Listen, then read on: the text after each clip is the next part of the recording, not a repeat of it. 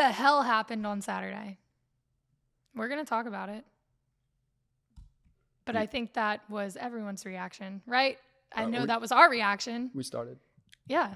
Okay, sorry. Joe doesn't even know we started the show. Everybody's so off. Yeah, you're right. That's exactly how everyone feels. What the hell out of it? Because we were blindsided. Yeah.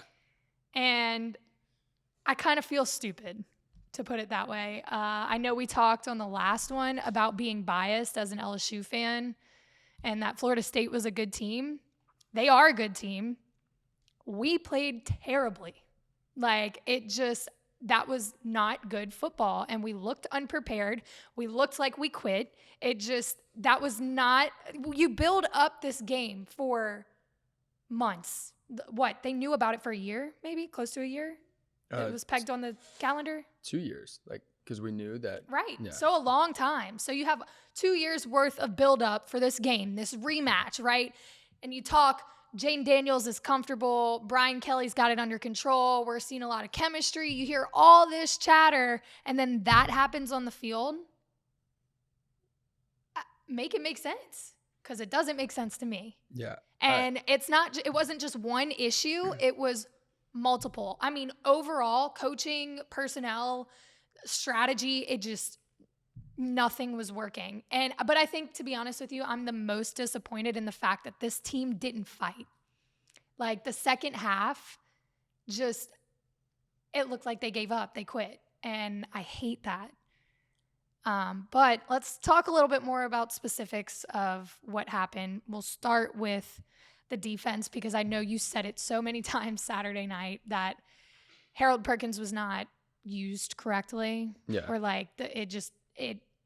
I know they moved him to Mike, but when they realized, hey, this isn't working, like it's not doing anything for us, why wouldn't they move him back? Yeah, I feel like we schemed him out of the game. Yes. We ourselves took him out of the game and made him a non-issue. He dropped back into pass coverage 21 times and only rushed 7 times. He's the best pass rusher in all of college football, and it's not close.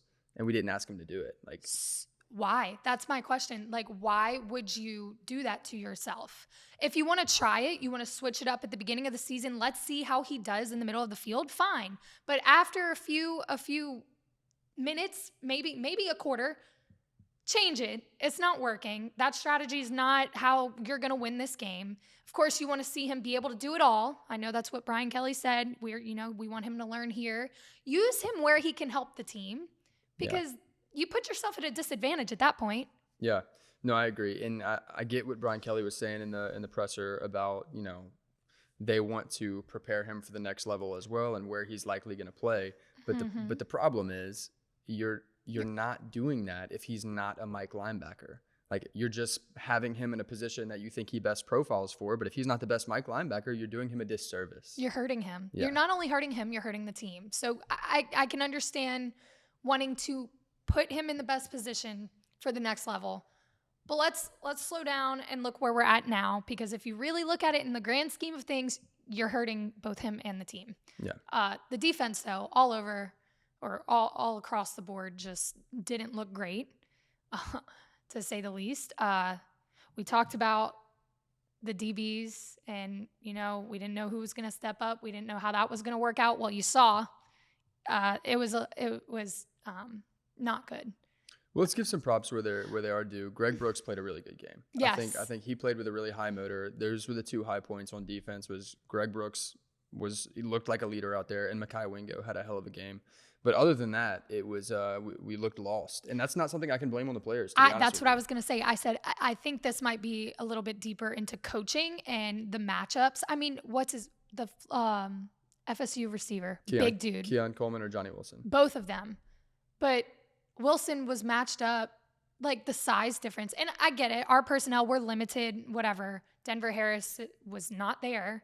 But I really think I blame the coaching on that one. These guys, yes, they could have done better. The tackling needs some work, but you can't blame it all on the players. I agree with you there.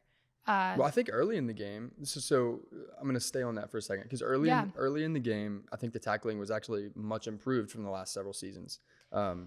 we were making tackles at the point of contact, which I was very impressed with. I said that to you and Anthony.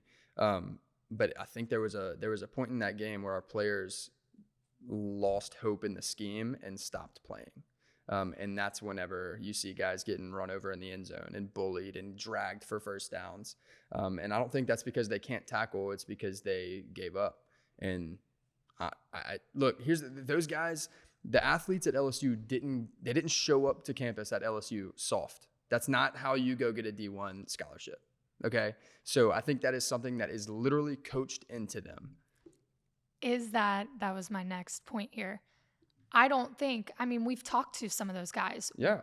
They are not soft by any means. No. They're very tough. They've got, the fight, but you didn't see it across the board on Saturday. No. So my question is that what has been ingrained in the culture this offseason? Have we really gotten that soft to the point where your whole team just threw up their hands and, played half-ass, honestly? I think there's a fine line because, yes, there is the line of we need to be disciplined, don't hurt ourselves and take ourselves out of the game. And that's something that we did really well in the first half. I don't think we had a penalty in the first half. And I looked up in the third or fourth quarter and Florida State was shooting themselves in the foot over and over with penalties, and they had 70 some odd penalty yardage. And we had one penalty for 15 yards.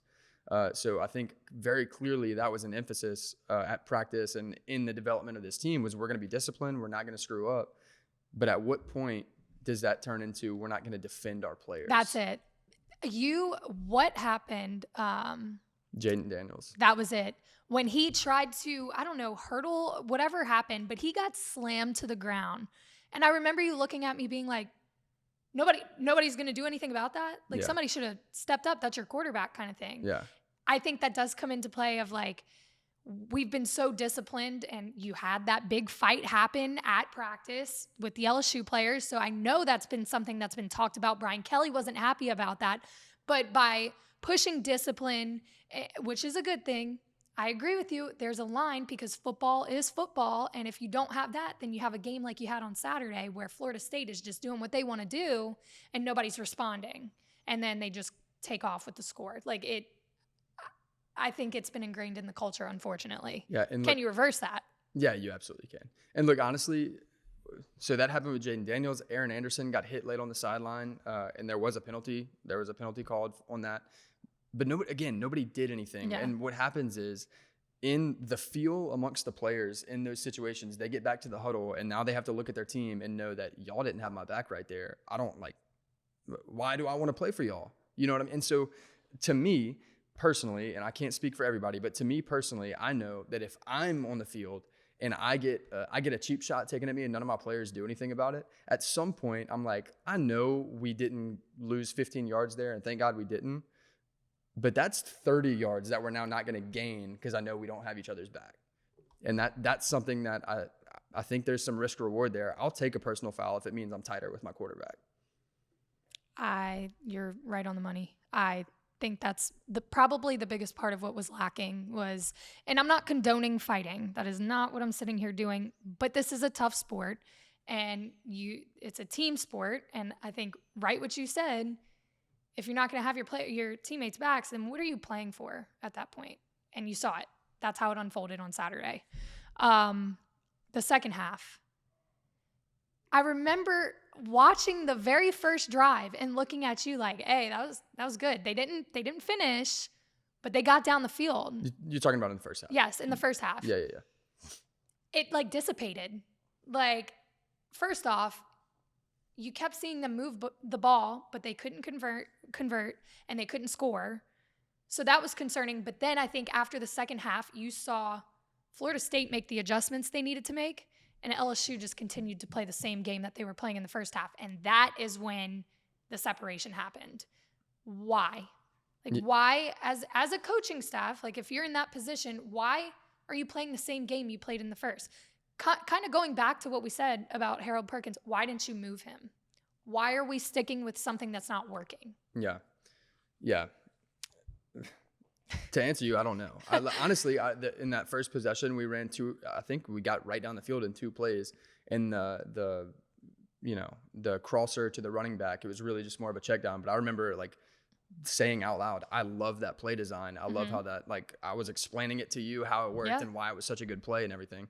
We got right down the field, and I was like, if this is the type of ball we're gonna play, this is gonna be a fun game. But then we get down to the red zone. We run out of the shotgun 3 times, just trying to go up the A gaps, and then we get to a third down. We get to a third down, and this is the situational awareness that I was talking about when it comes to Jayden. And I don't dislike Jayden. I think he's a good quarterback. He's got lots of potential. But this is what I was talking about whenever I was talking about between the ears and situational awareness and confidence. I feel like he presses in those situations, right? So Malik Nabers is standing out the back of the end zone, and he throws that ball. And Malik makes a hell of a catch, but it's an uncatchable ball. Right. It's out of bounds. Meanwhile, Brian Thomas is standing on the 1-yard line. All he's got to do is catch it and fall, and it's a touchdown. Okay, so that's third down. Then you come out to run the fourth down play. Florida State takes a timeout. You come right back out, and on that fourth down conversion at 4th and goal, he takes a sack. And that is the only wrong thing you can do on that play. If you're not going to score, if you don't have anybody open, it does not harm you to throw it up and hope somebody makes a play, because the only thing that can happen is you don't score. But if you give someone a chance, you have a chance. Yeah. If you take a sack, you don't. I'm glad you brought him up, because obviously that's a huge talking point here. He's not a bad quarterback, but we did talk about the fact that he needs to elevate his confidence and get comfortable, not hesitate, know what's going on kind of thing, not be afraid to throw the ball, lead your receivers kind of thing. Do you and I know he started to, but then you started to kind of see a little bit of what he looked like last year. So from your perspective, because I asked you this question, before the game, what does he need to do to step up? Do you think he did what he needed to do? No, I don't. But did again, did you see like a change? Yeah, so early in the game, yes. And again, I think we have to base this conversation around early in the game, because once the wheels fell off, it's now on coaching, because the guys aren't bought in anymore, right. And that's a coaching problem. But I think early in the game, the one thing that I did notice that was different is the only time he ran the ball was on design run plays, and I like that. He hung in the pocket, he looked at all his reads. I didn't love all the decisions he made, but he made a point to stay in the pocket and look for the receivers. So I like that. The run game, though? Yeah. And I wanted to look at the stat, because I believe he led in rushing yards. Yeah, he did, with like 64 or something like that. Which is very concerning, considering you have a good amount of running backs on this team who have been here. You also have a good little freshman. Like, why is the run game not a threat? Why are we not trying to use it as a threat? Because it looks like, from my perspective at least, Jayden Daniels is not super comfortable with his receivers. They were off. Like, they didn't connect well. I think Malik Nabers had 13 targets and caught the ball 6 times. Like, they weren't clicking. Mm-hmm. So in that case, you should be able to lean on the run game. However, that did not happen. Yeah. It lacked, to be honest. Go ahead. I think we also have to recognize, and I don't think we put enough emphasis on it before, how much we were going to miss John Emery and Armani Goodwin specifically.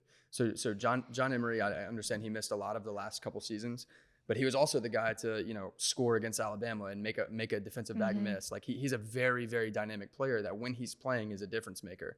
And then with Armani Goodwin, he may not be the fastest running back on the team. He may not be the most physical running back on the team, but he's got the highest motor, and the way he hits the gap is different than everybody else.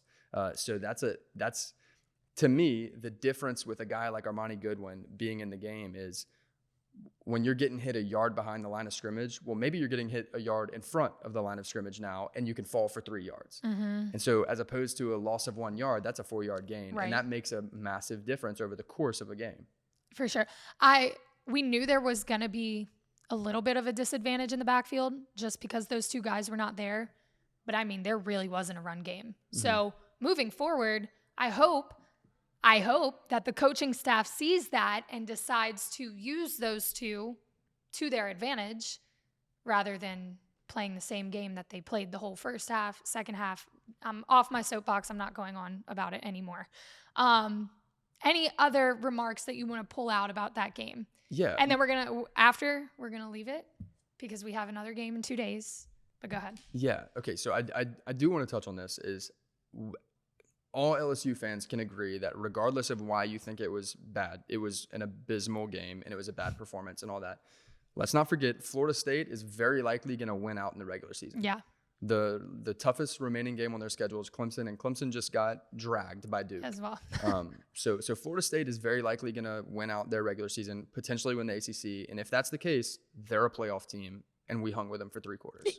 We're not taking anything away from FSU. No, they're a very good not. team, but they surely exposed LSU on Saturday. And on that same note, the toughest game on our schedule remaining is Alabama. Like I personally still think there's a very good shot we can go 8-0 over the next 8 games and go into Alabama to win the SEC West. Our season is not over. Let's pump the brakes on all that. We're still a good team. We just have we have adjustments to make, and knowing that the problem with the team, right? The problem with how this game went is our team quit. Our team was not bought in down the stretch. And we saw that in 2017 versus Troy, right? And what did we do? We came out and finished the season really, really strong. I think that's how it's going to go. Yeah. If they can make those adjustments quickly and come out, get a good win over Grambling, get the confidence up, I think you're right. We do see maybe a win out. I'm still iffy on the Bama game. I need to see more up until the Bama game. I know. But I think, the season's not over. We've seen this before. But I use the example of Troy in 2017, and I think an even better example would be Tennessee last year. Tennessee dominated us at home, and the very next game, we took it to Ole Miss. Right. Like, we got everything figured out. We fixed it in the locker room and at practice and went and won the SEC West. So this season is not over. It's 1 week. Let's acknowledge the bad things that happened and look forward to the rest of the season. Yeah, we're still ride or die. It's fine. Just had to get the vent session out. Also, LSU fans, figure it out. In the airport coming home, there were so many LSU fans that I was like, go Tigers, and they were like, man. I was like, no, still go Tigers, guys. Like, we're still LSU fans, okay? Yeah, what he said. Speaking of, we'll switch to being ride or die for life. AVP. We got to cover this weekend, which was so cool. Went to Chicago, did a Valley Vision on the beach, got some awesome content of Kristen and Taryn on the court. They actually won the whole thing again. So that was their second. Their second in Chicago. Yeah. It's their 4th AVP title. 4th AVP title, second in the Chicago Open Gold Series. So they're back-to-back champs. They had they took a tough loss on Saturday, right? Came in on Friday, took care of business. Saturday, lost and got dropped to the contenders bracket. Had an early morning game on Sunday, and their manager even told us, like, oh, man, they don't like the mornings. This might be tough. They fought their way through the contenders bracket to the semifinals, to the championship game, rung it in, and they are well on their way to the 2024 Paris Olympics. And, I mean, they're playing against teams that are also fighting for Olympic places. Yeah. And the U.S. has 2, right? Yeah. 2 spots. Mm-hmm. And what's crazy to me is the fact that they win all these titles and they are so good, but it's still not a lock that they can go to the Olympics. But I mean, it helps to win another gold title this past weekend. So be sure to check that out. I know we have so much content. It's not even funny. It's going to take a minute to go through, but we're going to get it out to y'all. It's super cool. Awesome experience. TKN is lots of fun. Really good at volleyball. And also, like, if you're not watching them yet, like, you should be. Start watching They them. are so, when I say they're good, I mean, they're fun to watch. The plays, the rallies we saw this weekend were going on. And I think ESPN just posted one of the rallies, to be honest. Kristen Nuss just, I don't understand. I mean, both of them together, but the plays that were being made were incredible. So even if you don't like volleyball, it's very entertaining. And if you're looking for a team that fights, that's them. All 3 matches on Sunday went 3 sets and went down to the last 5 points. And it was so hot out there. I just realized they watered the sand. It was because the sand was so hot. Well, yeah. They were burning. Yeah, okay, I had a blonde moment. I had no clue. I was like, why are they watering the sand? Anyway. Make sure it grows. It was hot. Okay, moving on. We're going to stay on volleyball. The LSU volleyball team beat UL last night 3-1. Is that that's Louisville? ULL. Yeah, Louisiana at Lafayette, not University of Louisiana. Okay, just want to make that clear. Go ahead. Okay. Anyway, I say I guess if you're not from Louisiana, you don't know that, but I call it UL. Yeah, if you're from Louisiana, you know get that, it. You know okay, that so ULL, for those who didn't know. Anyway, LSU volleyball beat them last night. They are now 3-3. Or yesterday morning, it was a morning match, which is kind of cool. If I was a student, I was definitely going to skip class to go to that. Bad influence. Don't do that. Jade Demps had her second double-double of the season. She had 15 kills, highest on the team yesterday. Journey Robinson, 11 kills. Sine Dotson, 10 kills. And Maddie Walk had her 5th career double-double with 42 assists and 20 digs. So good way to keep the season going. Like I said, they're 3-3 now, so they have an even record, and they will play Southeastern, another Louisiana rivalry there, on Sunday in the PMAC. So go check them out. Soccer just roped in another big win. They lost to Wisconsin. We talked about that game. They lost to Wisconsin last week, but made a quick turnaround and beat Texas A&M Commerce 6-0, singular. 6 goals, 26 shots. Both of those are season highs for the team, and they will host Pepperdine at 6 o'clock tonight. It's hot. Bring water, but go support. I think there's free pizza too. I heard through the grapevine. Gosh, this show is loaded. I feel like I've been talking so much and I don't have my water. But anyway, Kim Mulkey is about to get a check. Yeah, she's getting a bag. Like, not just a check, bro. On Friday, hopefully it gets confirmed, approved. She's expected to earn a 10-year, $32 million deal. That's $3.2 million a year. That would make her the highest paid basketball coach or women's basketball coach in the country. She'd also be getting paid higher than LSU basketball coach Matt McMahon, who makes $2.9 annually. Go off, sis. Love to see it. Obviously deserves it. Yeah, for sure. Yeah. I don't think anyone batted an eye at the... You might have batted an eye at the numbers because they're really big numbers, but not at the fact that she would be getting paid that. Yeah. If anybody's going to get paid that much, it's Kim freaking Mulkey. Yeah. For sure. You've heard her players talk about her, the fans talk about her, people who have played with her, who have coached against her. She's the real deal. Pay her accordingly. So Friday, tomorrow, they're going to decide, I guess, to approve the contract extension. I don't see why it doesn't get approved. No, but it is not official yet. But she's about to get her bag. God, I mean, LSU golf preseason rankings, number 1. This is the 3rd time in the last 26 years that the LSU women's golf team has been ranked number 1 in a major women's college golf media outlet. Golf Week has them at number 1. We talked a couple shows back about those individual women who are racking up accolades. So it only makes sense that as a team, they'd be ranked nationally number 1. They will actually start their season on Monday in the Cougar Classic in Charleston, South Carolina. And baseball, I know Jay Johnson just went on MLB Network, talked about Dylan Cruz, Paul Skeens. We know they've had great off seasons, but during the season, can't forget they won the national championship. And if you're driving by Alex Box and you happen to see the big Intimidator from the back, you'll be seeing a new banner that says Powerhouse with all 7 national championships. I know they put up that's on the side closest to the street. So if you're driving by, you can actually see the banner that I'm talking about. They just put it up. On the other side, they have the 2023 national champion banner that celebrates this team specifically. I know they're going to be redoing it before the next season, but super cool. Check it out. Drive past. It's huge. It's really nice and intimidating. And of course, we're gonna round out with Tiger tea. And I'm not gonna lie to you, I struggled today. It was hard to find some tea, but we're gonna follow up on the Joe Burrow engagement tea that we spilled last time.